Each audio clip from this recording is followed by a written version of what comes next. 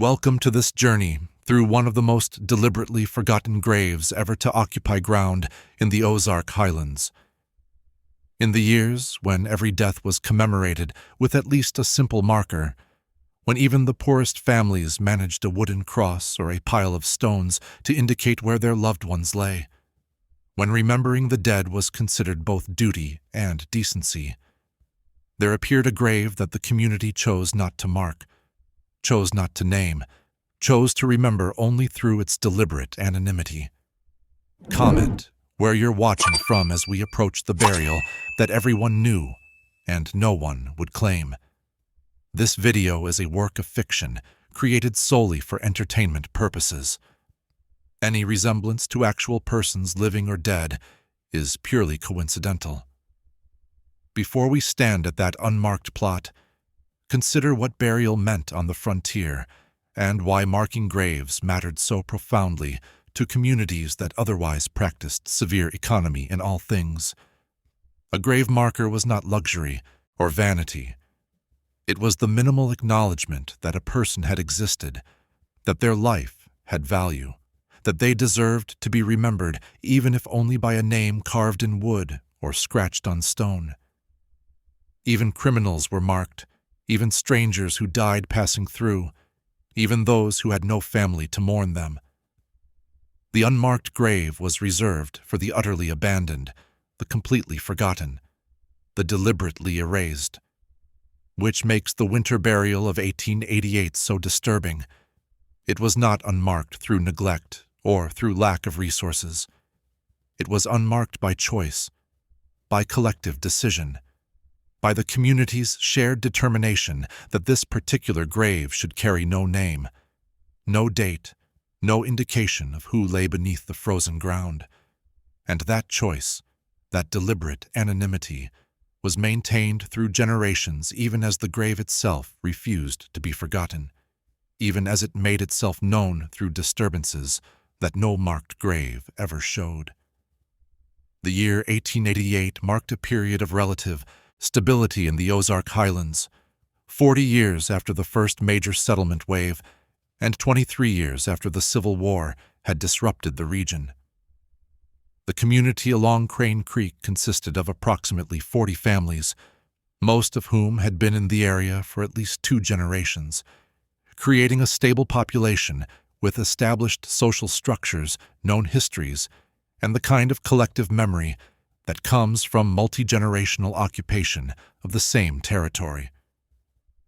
The cemetery that served the Crane Creek community occupied a low ridge overlooking the creek valley, a location chosen for its drainage and for its prominence in the landscape. The cemetery had been in use since the late 1840s and contained perhaps 200 graves by 1888. Ranging from elaborate stone monuments marking the most prominent families to simple wooden crosses indicating the resting places of children or the poor. But every grave was marked with something. Every burial was acknowledged with at least minimal identification of who lay there. In late January of 1888, a death occurred in the community that was unusual enough to generate significant discussion and concern. A man who had been living in a rough cabin at the edge of the settlement's claimed territory, a man who gave his name as John Millard and who had arrived approximately 6 months earlier, was found dead in his cabin under circumstances that were not entirely clear. The cabin showed signs of violence, though whether the violence had been done to Millard or by Millard was uncertain. There was blood, there were overturned furniture and broken items, and there was Millard's body, cold and stiff, dead for perhaps a day before his absence was noted, and someone went to check on him. The community constable, a man named Robert Hayes, investigated the scene and concluded that Millard had probably died in a fight or altercation, though whether he was murdered or whether he had killed someone else who then fled was impossible to determine from the evidence. No other body was found, no witnesses came forward, and Millard himself had been so isolated and uncommunicative during his brief residence that no one knew enough about his activities or associations to provide useful information. What was known about Millard was limited and concerning. He had arrived in the area the previous summer, claiming to be a veteran looking for cheap land to homestead, but he had shown no interest in actually farming or in establishing any legitimate livelihood. He spent his time hunting, occasionally trading game for supplies, and otherwise keeping to himself in ways that went beyond normal frontier independence into active avoidance of human contact. More troubling were the rumors that had accumulated about him during his 6 months of residence. Children claimed they had seen him conducting strange rituals in the woods, building arrangements of sticks and stones, muttering to himself, drawing symbols in the dirt. Adults who had dealt with him for trading purposes reported that he seemed wrong in ways they could not quite articulate. His manner was off. His responses were inappropriate or delayed. His eyes didn't quite focus correctly when he looked at people. Several families reported losing small items, tools, clothing, food stores, during the period Millard had been in the area, though no one could prove he had taken them. Livestock had died under unusual circumstances. Dogs that normally barked at strangers would whimper and hide when Millard approached. And there was the persistent sense among many residents that Millard was not simply an eccentric or troubled individual, but someone actively malevolent, someone whose presence brought misfortune and whose absence would be a relief. The discovery of Millard's death was therefore met with a mixture of concern about the violent circumstances and relief that he was no longer living among them. The constable's investigation was perfunctory, without clear evidence of murder and without anyone willing to speak on Millard's behalf or to demand justice for his death. The matter was essentially closed. The determination was that Millard had died in circumstances unknown, possibly involving another person, but that whoever might have been responsible was either dead themselves or long gone. This left the community with the practical matter of burial. Millard's body could not be left in the cabin to decompose. Frontier hygiene and decency demanded burial regardless of the deceased's character or the circumstances of death. The ground was frozen, as was typical for late January, which made grave digging difficult, but not impossible with sufficient effort. The cemetery was the obvious location for burial, and arrangements were made to dig a grave and conduct a minimal funeral service. But as preparations proceeded, opposition emerged from community members who did not want Millard buried in the cemetery alongside their families and friends. They argued that Millard had been an outsider, had shown no respect for the community, had possibly been involved in criminal activities, and did not deserve the honor of burial in consecrated ground among decent people. His grave would be a permanent reminder of his presence. His marker would stand among those of valued community members, and future generations would see his name and might assume he had been a legitimate resident worthy of remembrance. The minister, Reverend Samuel Porter, argued that Christian charity demanded proper burial, regardless of the deceased's character, that denying burial in the cemetery was a severe judgment that should not be made lightly, and that God would sort out the worthy from the unworthy in the afterlife without need for human prejudgment. But his arguments were met with fierce resistance from families who felt strongly that Millard should not be granted the dignity of cemetery burial. A compromise was eventually reached. Millard would be buried in the cemetery. Christian duty demanded that much, but his grave would not be marked. No stone would identify who lay there. No wooden cross would carry his name. No indication would suggest that this particular plot contained anyone of significance or memory. The grave would exist as anonymous ground, known to those present at the burial, but deliberately left unmarked so that future generations would not know whose rest it marked. This decision was unusual, but not unprecedented. Frontier cemeteries occasionally contained unmarked graves of suicides, criminals, or unknown travelers. But those graves were typically unmarked through lack of information or resources, not through deliberate choice to withhold identification.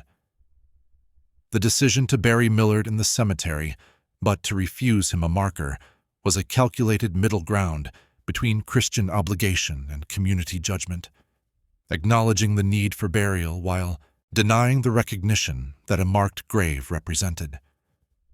The burial took place on a cold February morning with minimal ceremony. Perhaps 20 people attended, mostly out of curiosity or duty, rather than respect for the deceased.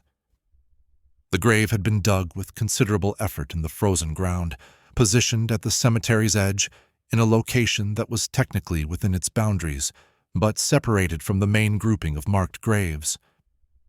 Reverend Porter spoke briefly, offering prayers for the deceased's soul and for the community's peace, carefully avoiding saying Millard's name or making any specific references to his life or character. The body, wrapped in a rough canvas shroud, was lowered into the grave, and the frozen earth was shoveled back to fill the hole. When the work was complete, the grave appeared as a mound of disturbed earth among the frozen grass, indistinguishable from any recent burial except for its location at the cemetery's margin, and the absence of even a temporary marker indicating whose body it covered. The community's intention was that this grave would be forgotten, that as seasons passed and grass grew over the disturbed earth, the location would become uncertain, the memory of who lay there would fade, and eventually no one would remember that the anonymous plot at the cemetery's edge contained John Millard's remains. The grave would exist as empty space, unmarked and unremarked, serving its function of containing the dead without celebrating or even acknowledging them. But the grave did not cooperate with this plan for obscurity. Within weeks of the burial, people began noticing that the gravesite showed signs of disturbance that other graves did not. The earth that had been mounded over the grave was settling unevenly, creating depressions and irregular surfaces that suggested the ground beneath was shifting. Grass failed to grow on the grave during spring when it grew readily on surrounding plots. The boundaries of the grave remained clearly visible when other graves from the same period began to blend into the general cemetery landscape. More disturbing were reports from people who visited the cemetery and noticed that the unmarked grave's earth appeared freshly disturbed, as if something had been digging or pushing up from below. These disturbances were subtle, a slight mounding of soil here, a depression there, patterns in the earth that suggested movement beneath the surface. Investigations revealed no obvious cause. No animals had been digging, no erosion was creating the patterns, and the grave remained covered and intact, even as its surface showed these peculiar changes. By summer, the grave had become the cemetery's most noticeable feature, despite having no marker. Its bare earth stood out among the grass-covered plots. Its irregular surface drew the eye, and its location at the margin made it impossible to overlook when entering or leaving the cemetery. The community's attempt to make the grave forgettable had backfired. The very lack of marking made it more prominent, more disturbing, more impossible to ignore than any named grave would have been. In August, 6 months after the burial, something happened that escalated the grave from an oddity to an active concern.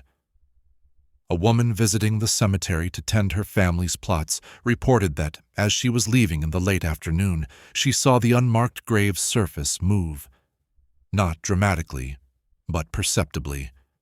A subtle rising and falling of the earth, as if something beneath was breathing or shifting position. She watched for several minutes, uncertain whether she was seeing actual movement or whether shadows and her imagination were creating false impressions. But then the movement occurred again, more obviously this time. A distinct bulging of the earth at the grave's center, rising perhaps 2 or 3 inches, and then settling back, accompanied by a sound like air escaping or earth compacting. The woman left quickly and reported what she had seen to her husband, who dismissed it as imagination until other reports began to accumulate. Over the following weeks, multiple people reported seeing similar movements at the unmarked grave, soil rising and falling, surfaces shifting, depressions forming and filling. The reports were consistent enough and came from reliable enough witnesses that the community had to acknowledge that something unusual was occurring at the burial site, something that went beyond normal settling of graves or natural soil movement. The cemetery committee, an informal group of community members who maintained the grounds and oversaw burial arrangements, met to discuss what should be done. Several possibilities were considered. Perhaps the grave had been dug insufficiently deep and the body was not adequately covered, allowing gases from decomposition to move soil in visible ways. But the grave had been dug to proper depth by experienced men, and 6 months was past, the period when decomposition gases would be actively generated. Perhaps animals had burrowed into the grave and their movements were creating the disturbances. But careful examination revealed no burrows, no tunnels, no evidence of animal activity beyond normal surface life in the soil. Perhaps the grave had been dug in unstable ground and natural subsidence was creating the movements. But the cemetery's soil was generally stable. Other graves in the same area showed no similar disturbances, and the patterns of movement were too regular and too localized to be explained by mere soil settling. The most disturbing possibility, which several committee members raised but which most were reluctant to seriously consider, was that the movements were being caused by the deceased himself, that Millard was somehow not at rest, that the burial had not successfully contained whatever malevolent force he represented, and that the grave's disturbances were evidence of continued activity from what should have been inanimate remains. This interpretation aligned uncomfortably well with the community's reasons for leaving the grave unmarked. If Millard had been sufficiently wrong in life to deny him the dignity of a marked grave, perhaps he was also wrong enough to not remain properly dead, to continue exerting some influence even from burial. The lack of marking, intended to erase his memory, might have instead denied him the peace that proper acknowledgement and ritual provided. In September, Reverend Porter conducted a second service at the grave, this time specifically to bless the ground and to pray for the deceased's rest and the community's protection from whatever forces might be active at the site. The service was attended by a larger group than the original burial, as word had spread about the grave's disturbances, and curiosity or concern drew people who wanted to witness whether religious intervention would resolve the situation. The Reverend's prayers were thorough and forceful, calling upon divine power to bind whatever might be unquiet, to sanctify the ground, and to ensure that the dead remained properly dead, and the living remained protected from spiritual harm. He sprinkled holy water on the grave, placed a Bible on its surface for several hours, and conducted rituals intended to consecrate ground that might have been improperly blessed during the rushed original burial. For a few weeks after this second service, the grave appeared to quiet. The surface movements ceased, or at least were not reported. The earth seemed to stabilize, and the community hoped that Reverend Porter's intervention had resolved whatever had been causing the disturbances. But in late October, as autumn progressed toward winter, the movements resumed with increased intensity. Now the disturbances were not just subtle risings and fallings, but more dramatic upheavals. Mounds of earth pushed up from the grave's center, depressions forming around its edges, patterns that looked almost deliberate, as if something beneath was trying to reshape the surface according to some design or purpose that observers could not interpret. The cemetery committee decided that more direct investigation was needed. In early November, a group of men exhumed the grave, digging carefully to expose the burial and to determine what, if anything, was causing the disturbances from below. The work was difficult and unpleasant. The ground had partially frozen again, and the prospect of uncovering Millard's remains nearly 9 months after burial was not appealing to anyone. When the canvas shroud was exposed and carefully opened, the men found Millard's body in a state that was both expected and deeply wrong. The decomposition was advanced, as would be normal for 9 months of burial. But the body's position was not as it had been laid to rest. The arms, which had been crossed on the chest, were now extended outward. The head, which had faced upward, was turned to the side. The legs, which had been straight, were bent at the knees. These changes could theoretically be explained by the natural processes of decomposition, by the shifting of tissues and the movement of gases. But the men who had conducted the original burial and who were present for the exhumation insisted that the position changes were too extensive and too specific to be accounted for by decay alone. The body had moved in ways that suggested it had been actively repositioning itself, rather than merely settling as tissues broke down. More disturbing were marks on the inside of the canvas shroud, scratches and tears that appeared to have been made from within, as if fingers had clawed at the fabric. The marks were recent enough that the canvas showed bright threads where it had been torn, not the darkened deterioration that would indicate old damage. The examination revealed nothing else unusual, no evidence of animal intrusion, no foreign objects in the grave, no obvious explanation for the surface disturbances beyond the possibility that the body itself was the source. The decision was made to rewrap the remains, to return them to the grave, and to refill the earth more carefully, ensuring proper compaction to prevent further movement. But as the men worked to rebury the body, one of them noticed something that made all of them deeply uneasy. The earth that they had removed from the grave, dirt that had been in contact with Millard's body for 9 months, was warm. Not dramatically hot, but noticeably warmer than the surrounding ground, warm enough to generate visible steam in the cold November air when spread on the frozen surface. Soil from a grave should not be warm. There were no geothermal sources in the cemetery, no underground heat that would warm the earth. Decomposition generated some heat, but that process should have been largely complete by 9 months, and the amount of heat being observed was far greater than decay could account for. The warmth suggested that something in or around Millard's body was generating heat, was active in some way that dead tissue should not be. The men completed the reburial quickly, uncomfortable with the warm earth and with the implications of what they had found. The grave was filled and mounded again, and the group dispersed with a shared agreement that what they had observed should not be widely discussed, that creating panic or superstitious fear would serve no good purpose, and that perhaps the second burial, done more carefully, would finally allow the grave to rest. It did not. Through the winter of 1888-1889, the unmarked grave continued to show disturbances.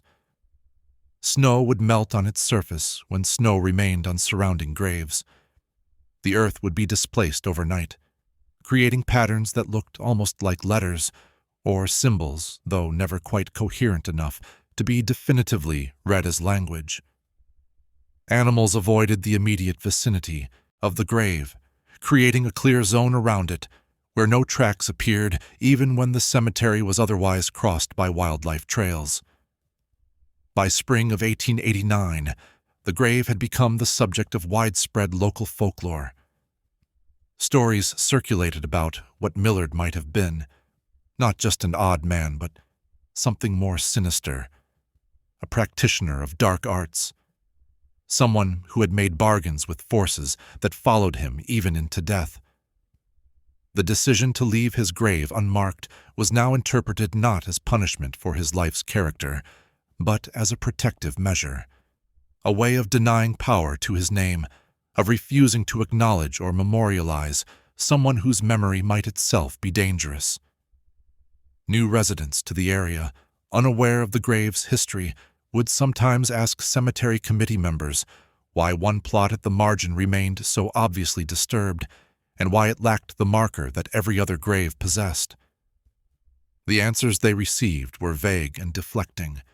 It was an old burial. The identity had been forgotten. The family had never provided a marker. But long-time residents knew the truth and would quietly explain that the grave was deliberately unmarked, that it was better not to ask too many questions, and that some burials were best left anonymous. Over the following decades, the unmarked grave remained the cemetery's most distinctive feature. Generations of children grew up being warned to stay away from it, being told that it contained someone who should not be disturbed, being given just enough information to make them both curious and cautious.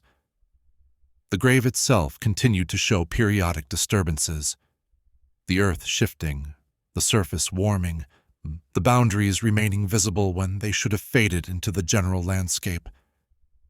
In 1923, 35 years after the original burial, the cemetery committee finally made a decision to place a marker on the grave.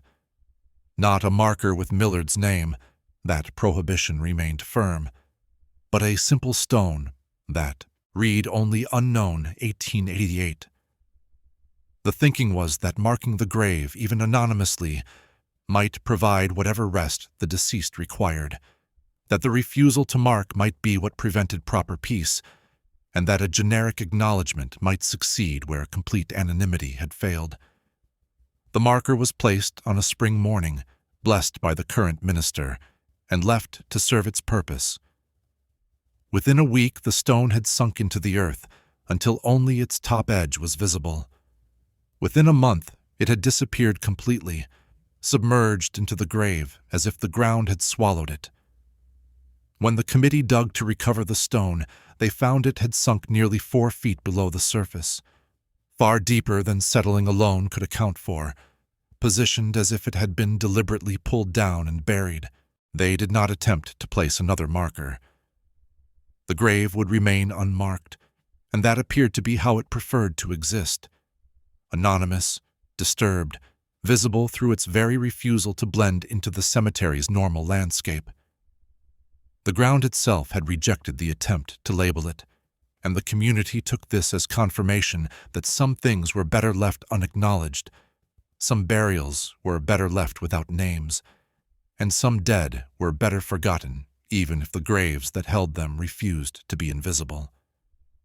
By the mid-20th century, when the last people who remembered Millard's actual burial had died, the grave's history became purely legendary. It was the unmarked grave, the disturbed plot, the warm spot in the cemetery where snow melted first and grass wouldn't grow. Young people would dare each other to stand on it, to touch its earth, to spend time near it after dark. Most found nothing remarkable beyond the grave's bare surface and its slightly irregular ground. But a few reported feeling warmth rising from the earth, or sensing movement beneath them, or experiencing a profound discomfort that sent them hurrying away. The cemetery itself expanded over the years, growing to accommodate the community's dead through the 20th century. Modern graves with polished granite markers and plastic flowers surrounded the old section where the unmarked grave lay. But even among these newer burials, the old anonymous plot remained visible, a patch of bare earth, slightly raised, slightly warm, slightly wrong in ways that made groundskeepers and visitors both give it more space than they gave to marked graves. In the 1980s, a local historian researching the cemetery's records found documentation of Millard's burial in the church records from 1888. A brief notation that J. Millard, deceased John 1888, buried Feb 3, grave unmarked by community decision.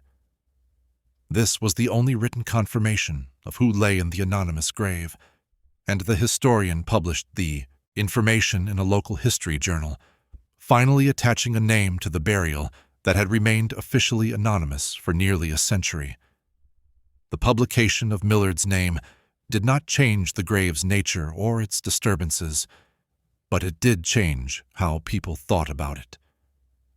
Knowing that a specific individual lay there, that he had a name and a death date and a history, however incomplete, made the grave more human and somehow more tragic. The community's long-ago decision to deny him marking felt harsher when applied to a named individual, rather than to an abstract, unknown burial. But the decision not to replace the marker was upheld even after the name became public knowledge. Whether through tradition, through superstition, or through a sense that the grave itself had established its preference for anonymity, no stone was placed to identify Millard's resting place. The grave remained, as it had been for more than a century, known, located, remembered through its very lack of remembrance, marked by the absence of marking. The cemetery continues to operate today, though burials are less frequent as the community has aged and shrunk. The unmarked grave remains at its margin, still bare, still slightly disturbed, still showing the subtle wrongness that has characterized it for more than 130 years.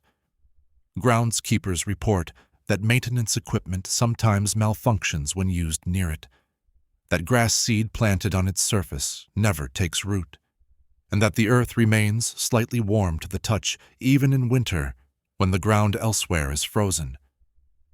Whether these phenomena are objectively real, or whether they represent the accumulated weight of more than a century of stories and expectations, whether Millard's grave truly behaves differently from other burials, or whether perception and myth have created apparent differences where none physically exist, remains uncertain. But the grave's reputation is real, its history is documented, and its presence in the cemetery continues to make visitors and residents alike uncomfortable in ways that marked graves, even those of people who led far worse lives than Millard apparently did, do not. We have reached the end of this journey through one of the Ozark Highlands' most persistently disturbed graves, a burial that was denied marking as punishment or protection, that refused to be forgotten despite being deliberately left anonymous, and that has shown for more than a century that some dead will not stay quietly buried, regardless of whether their names are spoken or their graves are acknowledged. The winter burial that was never marked stands as a reminder that erasure is not the same as peace, that refusing to acknowledge the dead does not make them disappear, and that sometimes the attempt to forget ensures that we will remember, that the grave we leave unmarked becomes more prominent than those we memorialize, and that anonymity can be more powerful than any epitaph when the ground itself refuses to let the unnamed be forgotten.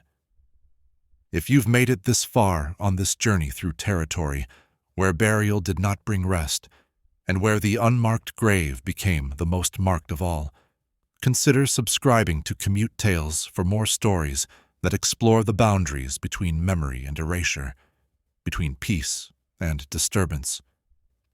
Leave a comment sharing your thoughts on whether Millard should have been given a marker, on whether the community's decision created the very problem it tried to avoid, on what it means when the dead refuse to be forgotten. And if this story resonated with you, if it made you think about unmarked graves and what they might contain, a like helps bring these narratives to more people who appreciate mysteries that remind us that the attempt to erase can be more powerful than the act of remembering, that what we refuse to mark marks itself, and that some burials demand acknowledgement regardless of whether we choose to give it. Until our next journey into territories where the dead disturb and the marked graves are less troubling than the unmarked, walk carefully through old cemeteries, notice the plots that lack stones, and remember that anonymity is sometimes choice and sometimes curse. That the grave without a name might be the grave that most demands attention, and that somewhere in the Ozark Highlands there is still a plot of bare earth that has refused for 135 years to accept grass or marker or peace, that warms the ground above it and shifts beneath the surface, and that serves as permanent testimony that some burials, no matter how deliberately forgotten, will never allow themselves to be erased.